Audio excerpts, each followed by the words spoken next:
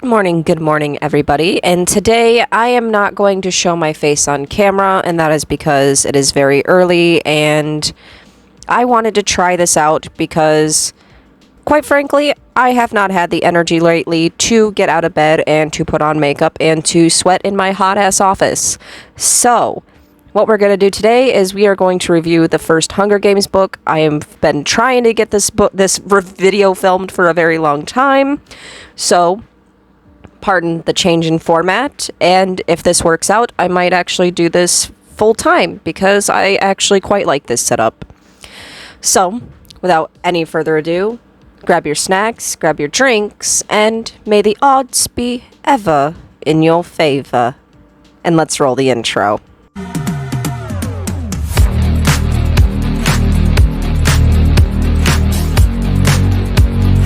Now, if you don't know what The Hunger Games is about, well, let me give you a brief summary.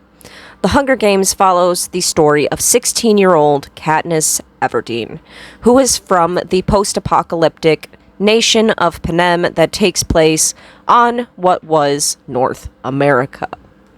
There are 12 districts and one capital, and every year, children are quote-unquote reaped into the Hunger Games. There is one boy and one girl. They are picked and they must travel to the capital in order to fight to the death with only one remaining.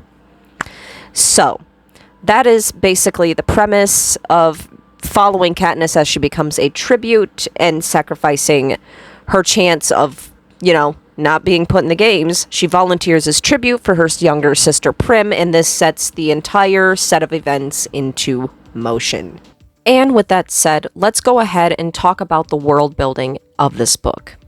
The world building is so good and well detailed. Suzanne has such a talent for placing so much intricate detail into such a small amount of pages.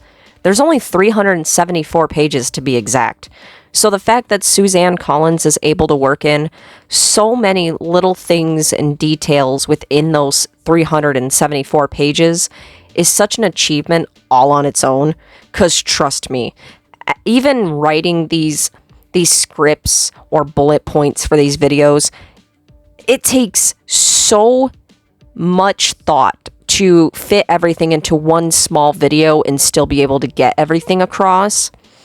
And the fact that she was able to fit so much into 374 pages is just an achievement all on its own. And let's move on to my second point.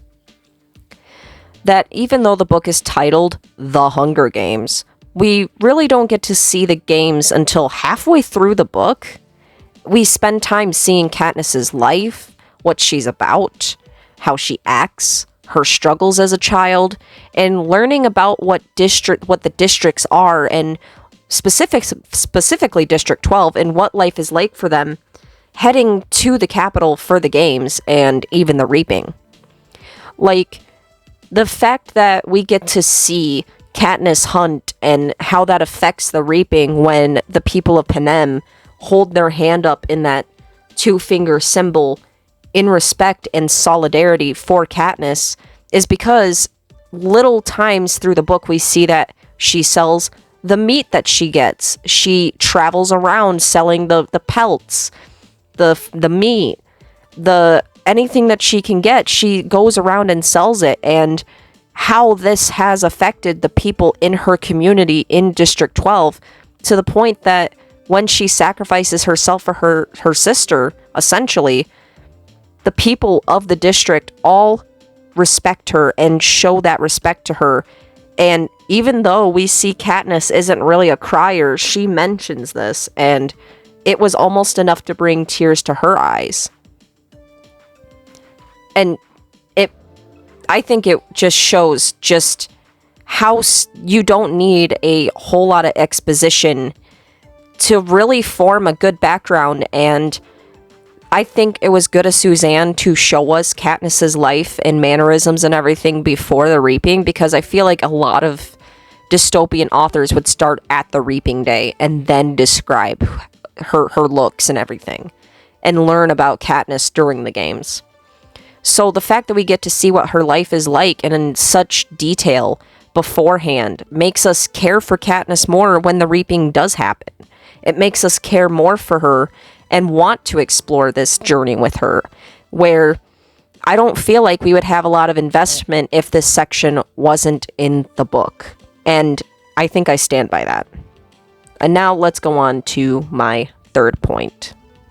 She doesn't shy away from the darker shit within her series and how things happen in congruence to these such darker things. Like the contrast between Prim getting reaped and Katniss having to volunteer for her and getting that respect from her community of District 12, is such a parallel to Rue, who is another 12-year-old in District 11, who we later get attached to the point that I quit reading this book when I was a child, is because Rue's death is so dark and so just devastating. And in contrast to Rue's reaping and Prim's reaping is the fact that while Katniss was there and volunteered and had the strength to volunteer for Katniss, we see in District 11 there are no adults who are willing to and who stand up and are willing to let a 12-year-old girl go out to essentially be slaughtered without uttering a single peep. And part of the reason why Katniss starts to become a target is started right there at the reaping when she volunteers for her sister. It's the sacrifice that she's willing to make, taking Prim's place and causing the Capitol citizens, without even stepping foot in the Capitol, to like her and to sympathize with her, and is what makes her such a target in Snow's eyes right from the get, because she makes basically a scene in volunteering for her sister instead of letting her go into the ring. It shows the Capitol citizens instantly that maybe there are people in the districts that aren't as inhumane and barbaric as the Capitol citizens are led to believe that the people of the districts are. And this ramps up severely towards the end, because she is willing to eat the berries and end her life along with Peeta's during the last moments of the games. And Snow is already targeting her from that moment forward, if not the moment she volunteered, because she was unwilling to let someone she cared about die at the hands of the Capitol or anyone but themselves. And when they do pass away, Katniss further infuriates the Capitol because she places flowers around Rue's body and shows Rue's body the respect in which it deserves. Further showing the people of the Capitol that humanity does exist within the people of the Capitol. And of course, people like President Snow don't want that reality to be shattered for their citizens, because it primarily banks on thinking that the people of the districts are beneath the people of the Capitol. And showing that the simple acts she performs, giving the dead tribute proper respect, could cause Katniss harm. And Haymitch himself even warns her to not do anything to infuriate the Capitol while in the ring like he did, because we find out later on that Haymitch's whole family was killed because he was able to outsmart the game makers without even meaning to, quite like Katniss does. And I think it's one of the reasons that Haymitch does kind of have a bond with Katniss. Showing the simple acts of kindness, basically, and so many in the district see the Capitol as barbaric. And Katniss herself is able to see some of these Capitol citizens, like Cinna and her makeup crew, and even Effie later on, because she sees them as maybe they're not all bad. We're seeing this very clear divide of us against them. And her showing that respect, especially to Rue after she dies, it doesn't even get shown on the TV or to the Capitol, because again, it's seen as this thing that could kind of shatter it. And because she was showing the respect to Rue after she died, and choosing to die instead of becoming a victor of the games shows the capital citizens that perhaps the people of the districts are less monstrous than they are led to believe within their gilded walls.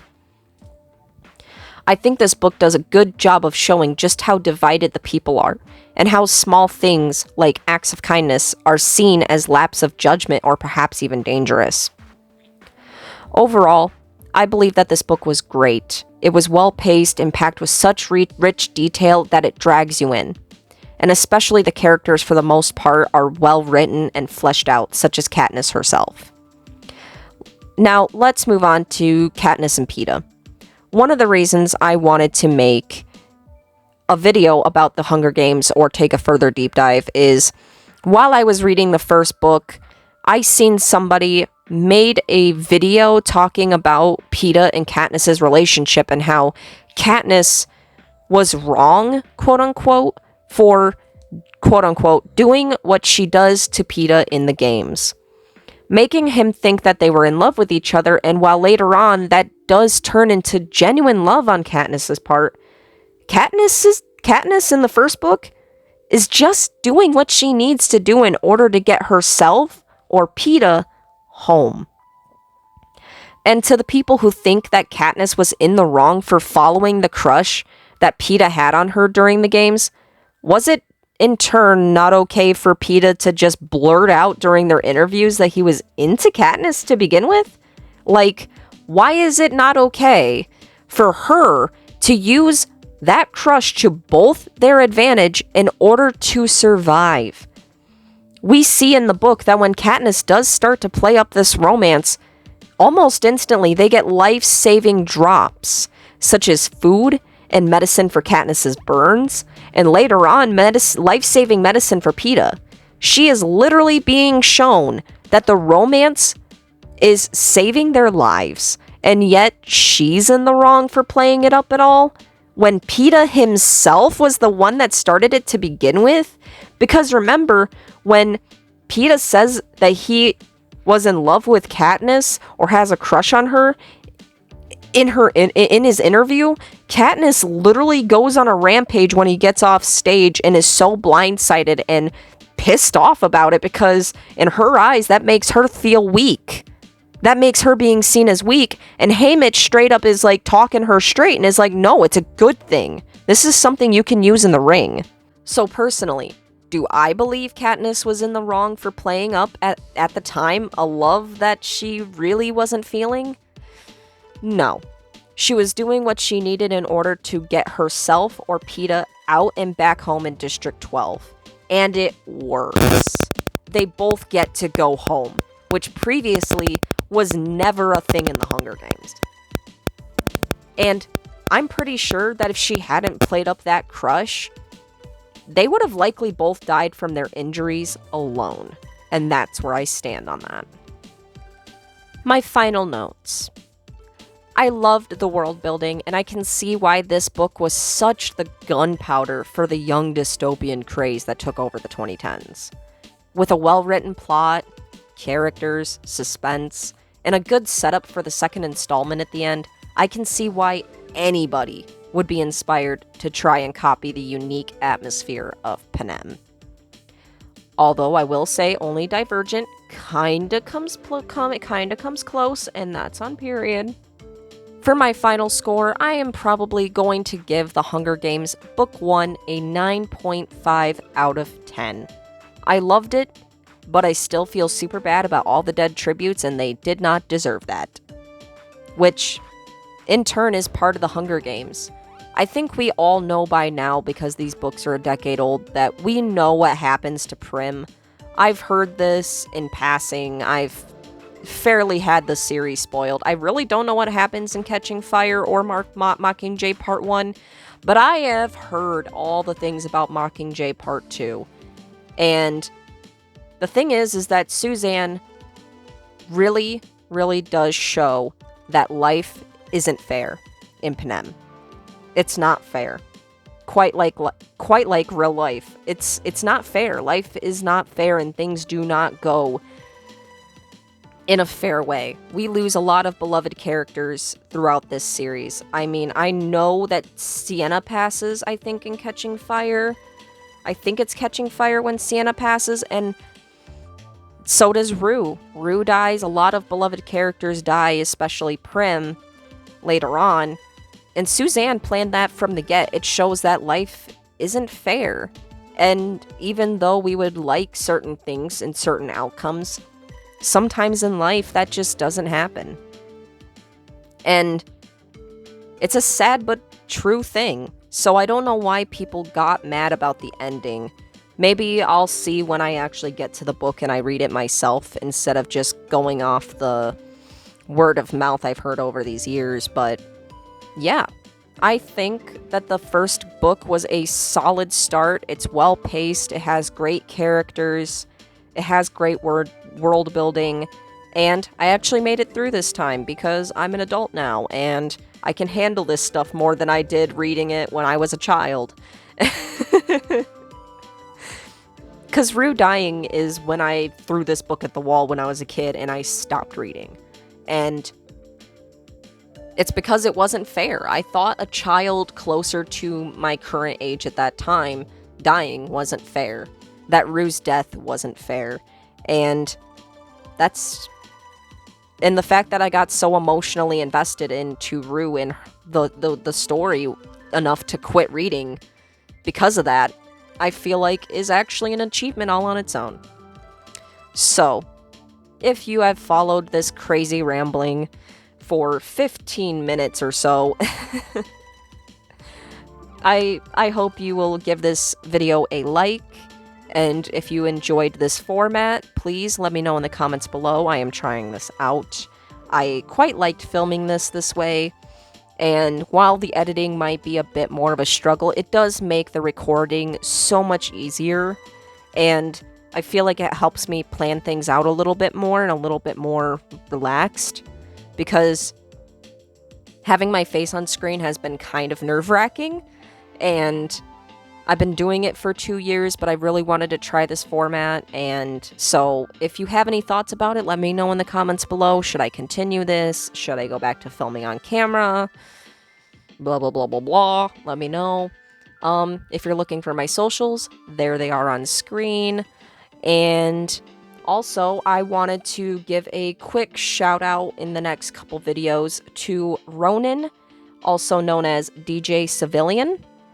And I will be linking their stuff in the comments below. I will also be linking them in the description. Go check out their music. I think that they have some really good beats. And they are a great creator. So shout out to Ronan, aka DJ Civilian. And let me know all your thoughts in the comments below, everybody. I love you all so much. And I hope you have the best day. Bye.